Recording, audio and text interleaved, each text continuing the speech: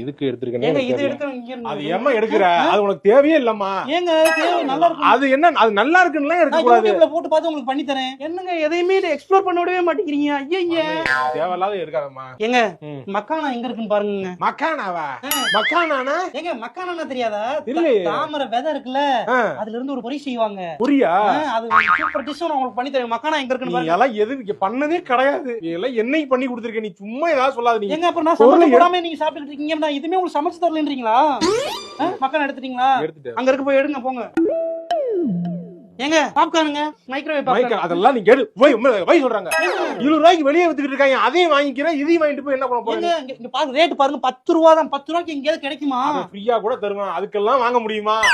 Rate கம்மியா இருக்குன்னு கூட்டு வந்தோம்னா ரேட் கம்மியா இருக்குன்னு அல்ல அல்லன்னு அல்றாங்க. அம்மா ஏமா கல்யாணம் ஒரு பாப்கார்ன் கூட வாங்கி தர மாட்டீங்களா? ஓடி